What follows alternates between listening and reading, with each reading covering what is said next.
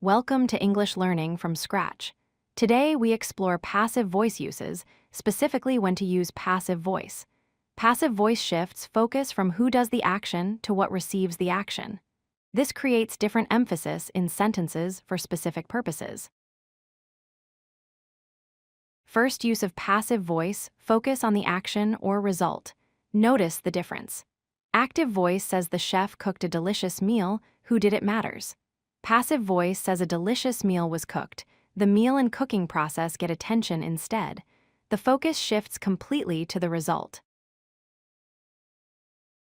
More examples of focusing on the action. Someone stole my phone emphasizes the thief.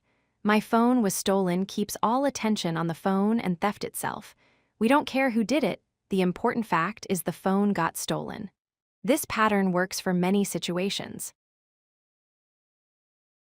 Second major, use formal and objective tone in academic writing.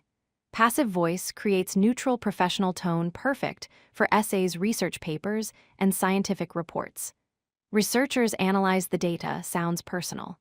The data were analyzed stays completely objective, focusing only on the analysis process itself. Academic writing examples show this clearly.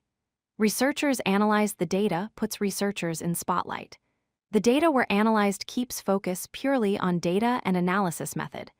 This objective style appears constantly in formal writing because it emphasizes procedures and findings over individual researchers.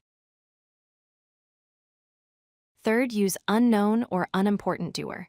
Use passive when person or thing doing action doesn't matter is unknown or obvious. The window was broken. We care about broken window, not who broke it.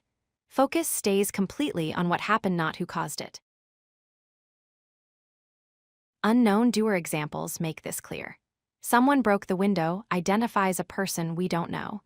The window was broken eliminates the doer completely, focusing only on window damage.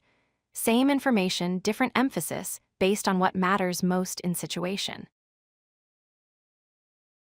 Common mistakes to avoid with passive voice. Never use passive where active voice sounds clearer and more direct. Always match correct verb tense with be verb form. Never create passive with intransitive verbs like die.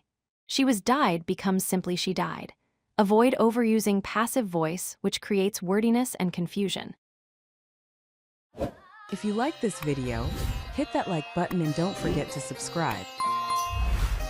Visit codelucky.com for more such useful content.